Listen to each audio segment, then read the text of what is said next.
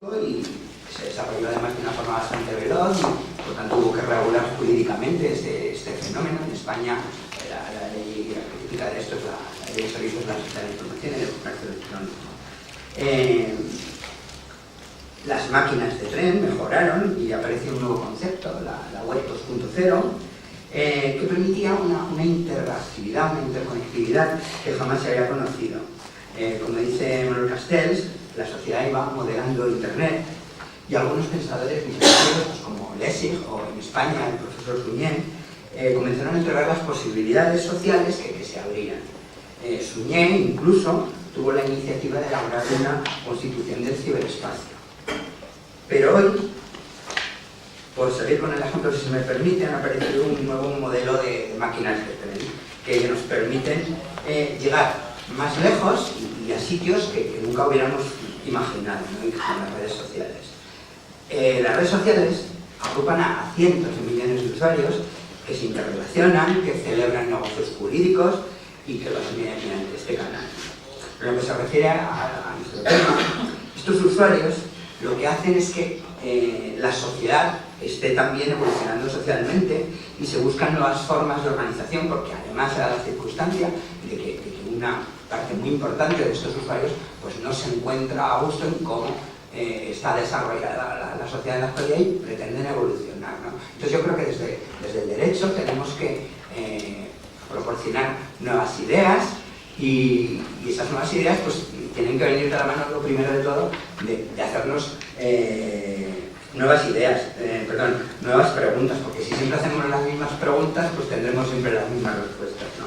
Entonces, lo primero que vemos es que la sociedad es global. La profesora Velasky creo que nos lo ha explicado perfectísimamente pues, con el terrorismo, ¿no? Pero sin embargo, a pesar de que la sociedad es global, la democracia sigue siendo local y además está anclada a un territorio que la limita en lugar de cobijarla, ¿no? Entonces, claro, surgen lógicamente ineficiencias e incoherencias que provocan conflictos pues, que hoy día serían innecesarios, ¿no? Una evolución previsible nos podría llevar a pensar que las relaciones que se establezcan en las redes pueden llegar a tener autonomía respecto a la normativa de los estados. Por ejemplo, se me ocurren decisiones que tenemos que, cuando queremos reclamar una identidad de usuario en Twitter o incluso otras redes sociales han llegado a plantear temas increíblemente trascendentes desde el punto de vista financiero, incluso elaborando sus propias monedas, ¿no? Entonces, lo que no tenemos que olvidar es que las actuales redes sociales, aunque incluso los estados también las utilizan para comunicarse con sus ciudadanos, pues son empresas privadas y que sirven a sus fines propios, que son totalmente legítimos, pero son propios. Entonces, lo que podría pensarse en una posible evolución del concepto de redes sociales hacia redes sociales que se organizaran democráticamente y en las que los usuarios fueran los únicos titulares de las decisiones, ¿no? Con ello, si lo pensamos un poco, pues el paso a la aparición de una especie de estados soberanos sin territorio ya podría no estar tan lejos, ¿no? Además, me gustaría señalar que la democracia que se podría alcanzar sería, si se me permite decirlo así, sería de muy buena calidad, porque nos permitiría hablar de una democracia fundada en el conocimiento de incluso cientos de millones de usuarios, de los cuales se podría extraer, pues no perfiles comerciales, como hoy se está consiguiendo a través del fenómeno de los Big Data, por ejemplo, ¿no? Sino aplicarlo a lograr una sociedad mejor y más avanzada socialmente, ¿no? Finalmente, me hace un poco de ilusión pues, hablar que desde la ficción literaria publicamos recientemente una novela llamada Año 2012 en States, las redes sociales se convierten en estados, y gracias a Color Juris, que es una empresa que está en Zaragoza, se puede descargar gratuitamente desde internet y por supuesto sin fines económicos, porque además lo hacemos lo hemos iniciado hoy en atención precisamente al Congreso, ¿no? Entonces, bueno, allí sencillamente se han querido aportar algunas ideas que subyacen al evento técnico, pues, que no deja de ser, por supuesto, una reflexión. Y nada, muchísimas gracias.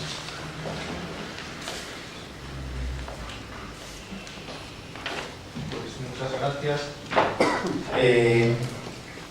La segunda ponencia de María Concepción Torres es sobre el derecho de acceso a Internet como derecho fundamental. Bueno, muchas gracias a la organización del Congreso y también por la propia organización del mismo, por la posibilidad que nos da para poder debatir sobre estos temas y también, bueno, pues obviamente por la aceptación de mi comunicación. Como ya se ha dicho, el título de la comunicación que presento es el derecho de acceso a Internet como derecho fundamental, un análisis constitucional desde una perspectiva crítica. El origen de esta comunicación se encuentra en la Declaración Conjunta sobre la Libertad de Expresión en Internet de la ONU de 1 de junio del 2011.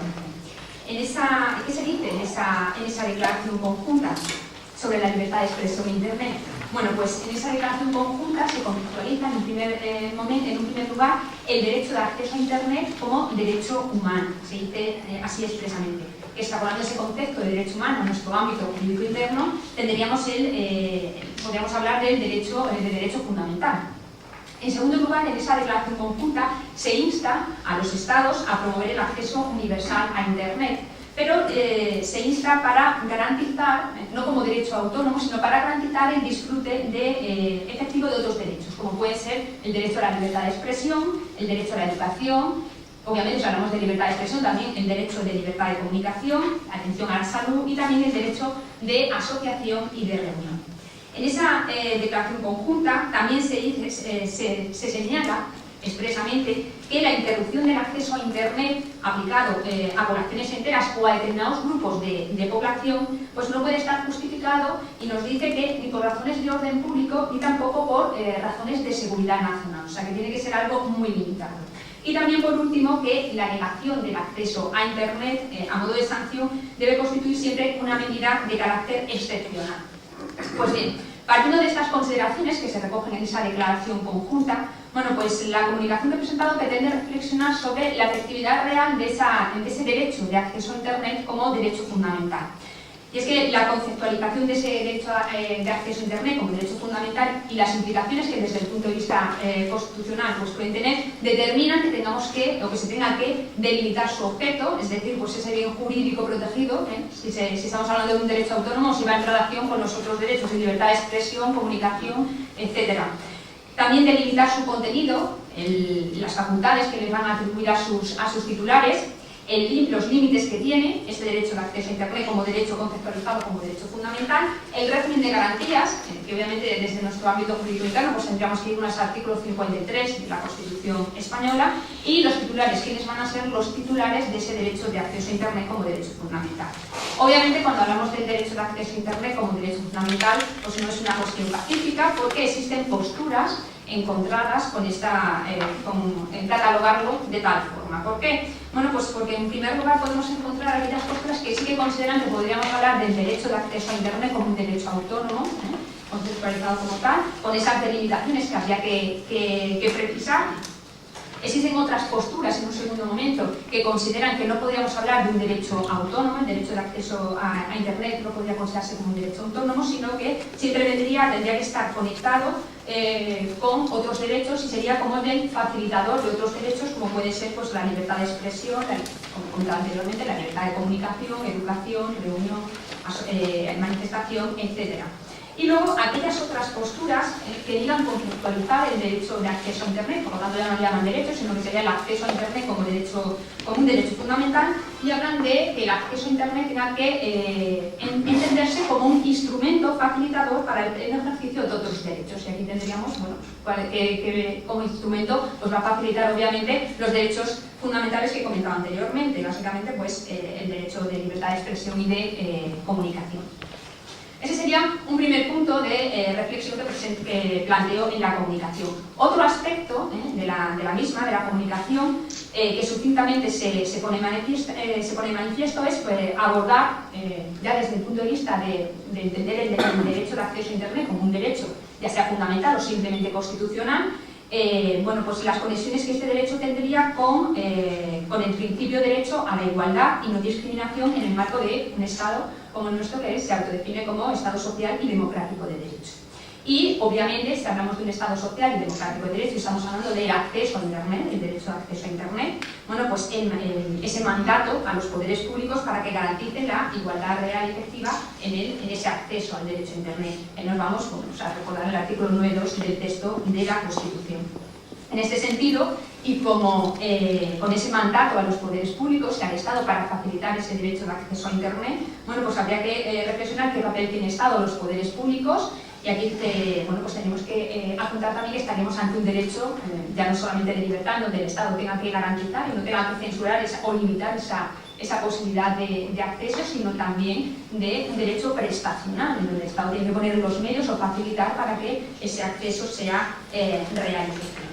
Y por último, en la comunicación, bueno, pues hago una breve alusión a la futura ley de transparencia, de acceso a la información pública y del buen gobierno, en concreto a los artículos de esa futura ley, en los artículos 19.1 y 14, en donde se prioriza la vía electrónica a la hora de acceder a la información pública.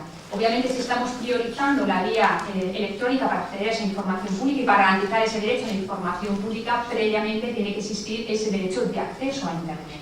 Esto también en conexión también con otro derecho que se reconoció ya en el año 2007, en el artículo 6.1 de la Ley 11/2007, el acceso electrónico a la ciudadanía, a los servicios públicos, donde se hablaba del derecho a relacionarse electrónicamente con la administración por parte de los ciudadanos. Y tendríamos el mismo planteamiento. Si hablamos de ese derecho a relacionarse electrónicamente con el ciudadano, pues también tendríamos que priorizar primero, en un primer momento, ese derecho de acceso a Internet. Bueno, pues esto es el contenido de la comunicación y espero que luego se pueda debatir sobre la misma. Muchas gracias.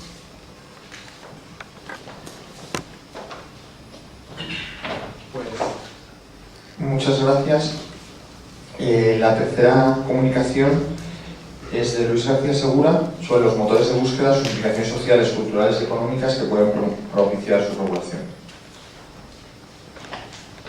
Bueno, buen día, muchas gracias por la oportunidad de venir aquí a los organizadores y a la red.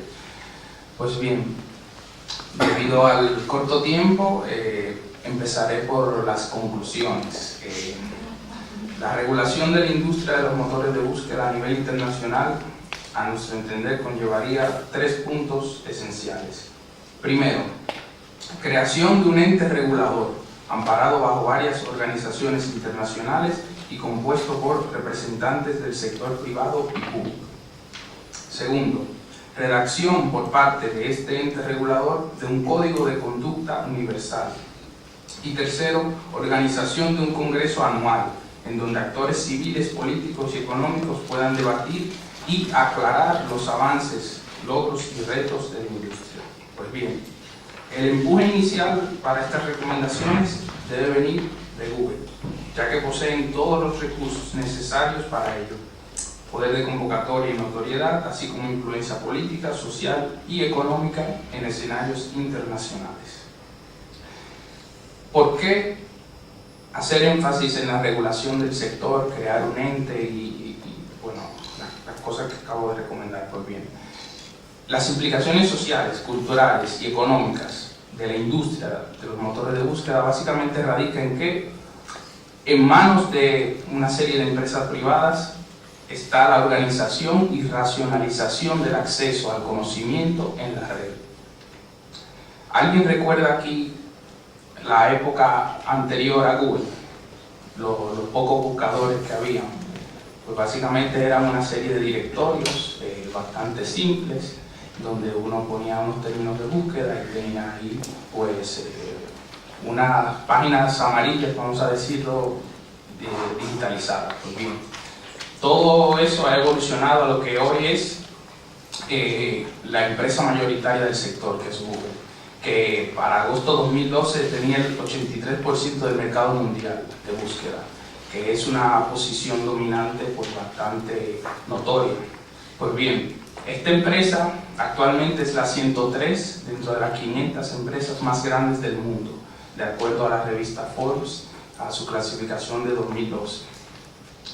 El año pasado los ingresos brutos de la empresa fueron 37.905 millones de dólares norteamericanos, de los cuales el 96% provino de la publicidad vendida a través de sus diferentes productos y servicios. Es decir, existe un conflicto, vamos a decir, moral y ético detrás del modelo de negocio de un motor de búsqueda, en este caso Google.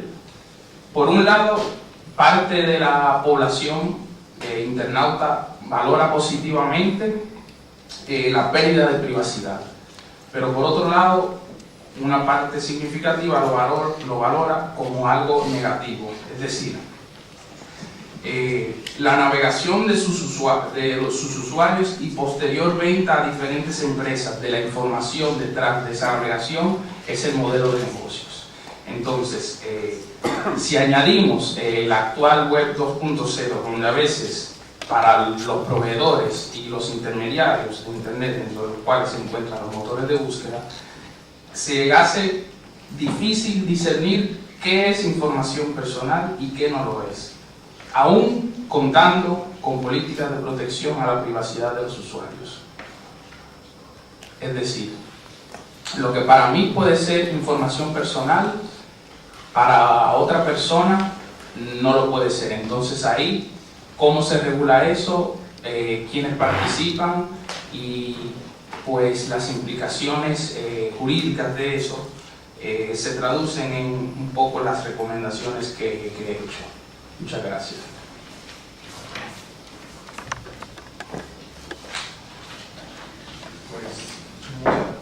Muchas gracias.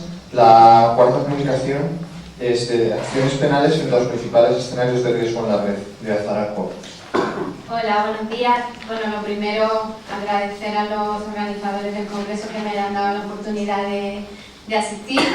Yo soy Azaracos, como bien viene en el papel, soy abogada, penalista y bueno, quiero explicar un poco las principales acciones penales que hay ante los problemas más usuales que nos encontramos en Internet. Y esto lo digo desde un punto de vista de una persona que hasta hace un mes no sabía ni cómo se navegaba en Twitter, que cuando he visto este papel de conexión inalámbrica para visitantes le ha sonado chino, porque no entiendo prácticamente nada, y que desde el punto de vista de penalistas, que estamos siempre muy anclados en lo que es la teoría finalista del delito y todas estas cosas, pues nos cuesta un poco asimilar. Entonces os pido, lo primero, si hay algún término o algo que veis que se me escapa, pues disculpa que desde mi posición de eso, pues de penalista, pues desconozco un poco el sistema de telecomunicaciones, el sistema de telecomunicaciones tan complejo que existe, ¿no?, en la actualidad. Ante este sistema de comunicaciones tan complejo que existe en la actualidad y esta manera de avanzar tan a pasos agigantados de la sociedad en el mundo de las telecomunicaciones, el derecho penal, digamos que se ha tenido que poner las pilas, ¿no?, que asociar esa dicotomía sociedad-derecho para intentar avanzar también en el mismo sentido. Ante esto se han creado nuevas figuras delictivas bastante interesantes y sobre todo que mucha gente esperaba desde hace tiempo, y que están asociadas a delitos informáticos y también a otros tipos de delitos que no tienen por qué llevar esa categoría, puesto que el bien jurídico que protegen es otro diferente. Estos delitos, que se han introducido con la Ley Orgánica 5/2010, de 22 de junio, que entró en vigor el 23 de diciembre del año 2010, pueden agruparse más o menos pues, en los siguientes que os voy a comentar. El primero de ellos es el denominado, la denominada criminalización del hacking blanco, como si dijéramos. Es el delito de acceso ilícito a programas o datos informáticos a través de un sistema informático. El simple hecho de mantenerte en ese sistema en contra de la voluntad de su titular o de acceder vulnerando una serie de medidas de seguridad también sin autorización, hace que ya estemos cometiendo un delito.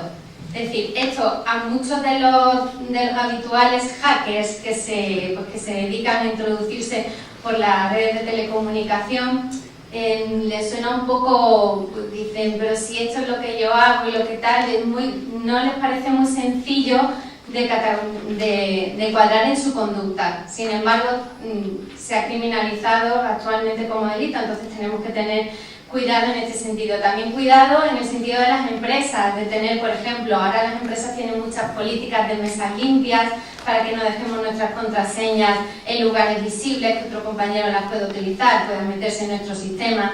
Todo eso para evitar ese tipo de conductas. Otro de los delitos que se ha introducido es el de abusos informáticos, el de utilizar un sistema de telecomunicación, como por ejemplo los pases electrónicos o por ejemplo las redes telefónicas de otra persona en perjuicio de esa persona sin que supere el umbral de 400 euros. Esto suele pasar, por ejemplo, pues cuando derivamos una línea de teléfono a otra para aprovecharnos de esa línea de teléfono de otro titular.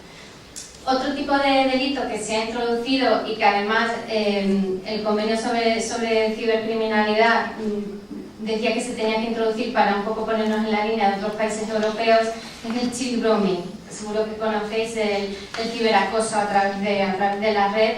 Es un tipo de delito de pornografía infantil, de intentar captar a menores de 13 años para realizar favores sexuales, tanto de manera forzada como de manera voluntaria. Por tanto, en ese sentido también se han puesto las pilas algunas organizaciones, como por ejemplo la Organización de Seguridad del Internauta, poniendo en sus páginas algunos ejemplos sobre lo que puede constituir el ciberacoso, cómo los padres tienen que tener cuidado a la hora de la vigilancia de sus hijos a través de Internet y todos estos sistemas. Otro de los delitos que se ha introducido es la estafa informática. La estafa informática consiste en la utilización de tarjetas de crédito, débito, cheques de viaje de otra persona en su perjuicio. Por ejemplo, cuando utilizan nuestras claves de nuestra cuenta corriente para un fin ilícito. Y pensamos, ¿pero cómo vamos a utilizar una clave mía que nadie conoce? Es que estamos muy equivocados en ese sentido. Nosotros damos diariamente muchísimos datos, no solamente a través de Internet, sino por otros muchísimos medios, y hay especialistas en esto, ciberespías, ciberterroristas, que se encargan de que todos esos datos nuestros circulen por la red y lo conozcan muchísima gente que nosotros ni nos podemos imaginar todo lo que conocen de nosotros en ese sentido. Aparte de estas reformas, también está la reforma de introducir la responsabilidad penal no solamente de las personas físicas en este ámbito, sino también de las personas jurídicas. Es decir, una empresa también podría ser responsable penal por alguna de estas conductas.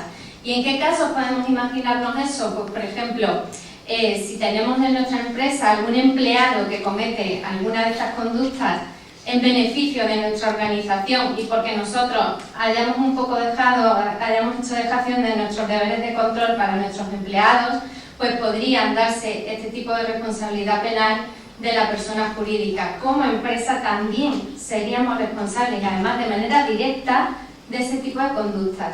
Por eso muchas empresas están adoptando muchas medidas de control a raíz de esta modificación de la ley para intentar tener salvaguardado ese aspecto dentro de su organización. Hacen políticas de seguridad, lo que os contaba de las mesas limpias, es decir, muchos protocolos así. Y luego tenemos los delitos de siempre, como por ejemplo el delito de apoderamiento de datos, las injurias, las calumnias, de las que ya hemos hablado, y todos esos pues que siguen estando vigentes a pesar de las modificaciones últimas del proyecto de ley, por ejemplo el Código Penal, o del anteproyecto que se está intentando acordar. Todos estos delitos siguen estando vigentes. ¿Qué podemos hacer ante todos estos delitos en Internet? Bueno, pues como os decía, por ejemplo, yo como abogada, muchas veces cuando me llega un caso así, me siento un poco impotente porque no entiendo muchas veces bien el concepto de lo que pasa, ¿no? Denegaciones de servicio, ataques informáticos continuados, cosas un tanto complejas para lo que yo creo que, aunque existen cuerpos especializados como la Brigada de Investigación Tecnológica o el Instituto Nacional de Tecnología de la Comunicación o el delito de grupos telemáticos, todavía no estamos suficientemente preparados. Y os expongo, por ejemplo, un caso que me ha pasado hace poco y con el que estoy verdaderamente perpleja, y a ver si luego entre todos pues lo podemos comentar. Y es que me comentan desde la Brigada de Investigación Tecnológica que no me pueden decir quién es qué IP es el usuario que ha hecho un ataque continuado a una empresa, porque esa IP está en diferentes países, hay unas en unos países, otras en otras, y entonces no sé, porque están en el extranjero. Bueno, pero eso digo yo, que son medios de prueba, se pueden agotar, que puede ser de una manera determinada, que podemos hacerlo de manera mucho más fácil de lo que creo que actualmente se está intentando hacer, y que el anonimato, que es el principal problema que vemos con el que nos encontramos a través de Internet, podemos salvarlo a través de un buen sistema de colaboración, tanto entre la policía como entre la Guardia Civil, como entre estos cuerpos especializados y los tribunales de justicia. Espero y de verdad que tengo la esperanza en que eso sea así, en que el derecho penal no sea una vía engorrosa de solución de conflictos, sino una vía fácil para encontrar respuestas. Muchas gracias.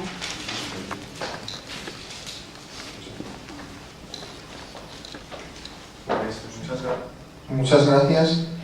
Y la última comunicación de esta sesión es de Daría Terrades Salón sobre formaciones políticas racistas y xenófobas. ¿Se oye bien? Buenos días a todos y bueno, reiterar los agradecimientos por haberme invitado. Yo quería explicar antes de nada cómo llegué a este tema, porque mi especialidad no es la libertad de expresión ni la libertad ideológica, pero sí que han sido los derechos de las migraciones, y una parte del estudio del derecho de los inmigrantes, los derechos fundamentales, me llevó a estudiar como su integración y, por supuesto, los fenómenos racistas y xenófobos. El llegar a estudiar en profundidad dos partidos políticos, porque ya me quedé solamente en dos, como son España 2000 y Plataforma per Catalunya, fue el no entender, desde el punto de vista constitucional, cómo esos dos partidos podían tener cabida en un sistema democrático, en un Estado de Derecho como el nuestro. Y no voy a entrar en la libertad ideológica, porque no voy a entrar en que son partidos de corte ultraderechista, porque para gustos colores, pero sí que voy a entrar en esa plataforma legal democrática que utilizan para inmiscuirse en el juego democrático y lanzar un tema que ahora se está hablando mucho, que es el discurso del odio, el hate speech. Ese hate speech, ese discurso del odio, se ha centrado sobre todo en prensa, pero ya empieza a estar muy presente en la parte política. Y además, dada la situación de crisis económica que estamos viviendo ahora, lo estamos viendo en Grecia, con Amanecer Dorado, que es un partido de corte, sí, ultraderechista, pero también xenófobo y por qué no racista, y estamos viendo que se está incrementando la presencia de esos partidos ya no a nivel social, como ha pasado en Grecia, sino también a nivel de gobiernos locales, por ejemplo, porque en España 2000 y Plataforma per Catalunya sí que tienen presencia representativa en órganos de gobierno, sobre todo local. Entonces ya empezaré, cuando empecé este trabajo me fui directamente a la fuente, que es la Ley Orgánica de Partidos, por supuesto dando cumplimiento al mandato del artículo 7 de la Constitución, y al principio sentí alegría porque en su exposición de motivos sí que decía que esta ley, su objetivo principal era evitar que se produjeran declaraciones de corte racista y xenófobo dentro de los partidos. Y después de leer esta parte, la sensación ya fue tristeza, porque en esta exposición de motivos la ley rechaza de plano, digamos, las posturas de democracia militante. Habla de una pedagogía democrática, una pedagogía de la Constitución, de pedagogía democrática que rechaza, y su objetivo es ser una ley completamente abierta y que dé cabida, de forma literal, a cualquier formación política. Entonces ya empecé a preocuparme, y de ahí ya me fui al articulado y vi que sí, sigue impidiendo o sigue teniendo como propósito el impedir que formaciones cuyo discurso se centra en la absoluta discriminación por razones de nacionalidad de determinadas personas entren a formar parte de nuestro juego. pero digamos que la única causa de ilegalización que contempla es que ese discurso del odio se vea apoyado por actividades violentas. España 2000 no tiene ningún tipo de ideario violento, Plataforma per Catalunya tampoco, con lo cual están un poquito cogidas con pinzas. En sus idearios y en sus argumentarios que utilizan tanto en los programas electorales como en los idearios de partido propios, se centran sobre todo en el rechazo al extranjero, por supuesto no comunitario.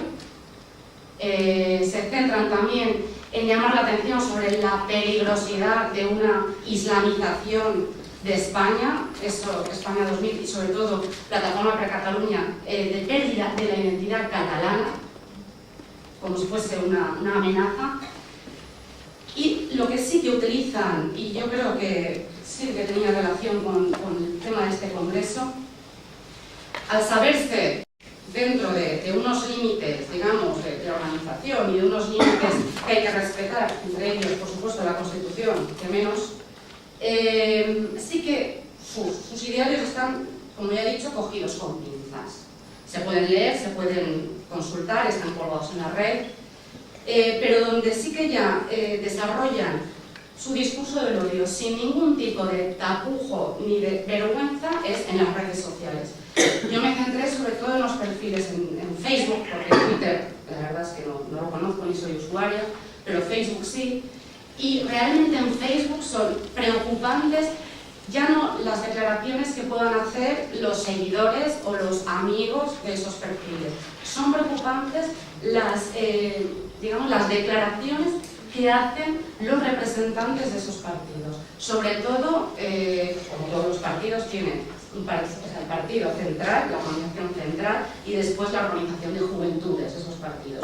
Bueno, pues lo preocupante es cuando se van los perfiles de Facebook de esas organizaciones juveniles de España 2000 o Plataforma per Catalunya, porque ahí ya, asentado sobre un anonimato y un vacío legal, que a mi entender es preocupante, es donde lanzan todas sus arrebatadas expresiones contra los extranjeros sobre todo, y donde sí que se puede ver claramente lo que el Convenio Europeo de Derechos Humanos, o sea, lo que el Consejo de Europa ha determinado como hate speech, también Naciones Unidas, porque realmente se dedican a, ya para finalizar, centralizar su idea de que los extranjeros, por ejemplo, han venido aquí a delinquir. Entonces no hacen más que colgar noticias sobre que tal extranjero o tal persona, insistiendo por supuesto en la nacionalidad, ha cometido tal delito o ha supuestamente cometido tal delito, y eso crea un caldo de cultivo social, porque a las redes sociales, a Facebook, tiene digamos, acceso todo el mundo, a que se cree ese caldo de cultivo y ese incremento en la presencia social y política de nuestro país, de ese tipo de formaciones. Y simplemente, ya así para terminar, porque creo que me pasa el tiempo, citar una sentencia que no tiene mucho que ver con este tema, pero sí que sentó algunas bases jurisprudenciales que sí que se podían aplicar al tema de los partidos racistas y xenófobos. La sentencia 235/2007 del Tribunal Constitucional, que es la sentencia que declaró inconstitucional, si no me equivoco, la negación de los delitos de holocausto. Es la sentencia de Pedro Varela, que es este señor que tenía la librería Europa en Barcelona, que la sigue teniendo, de hecho. Bueno, pues esa sentencia aconsejo que se lean, por favor, los votos particulares, sobre todo porque realmente la fundamentación jurídica que hace el Constitucional es buena hasta que llegas al final y de repente te echa un jarro de agua fría. Pero sobre todo uno, y sí que me gustaría no leerlo literalmente, pero sí que lanzar una frase, es el voto particular de Ramón Rodríguez Arribas, que dice que existe el peligro de que esta democracia, de que al no existir democracia militante, esta democracia se convierta en una democracia ingenua. Y con esto ya termino y puedo dar lugar a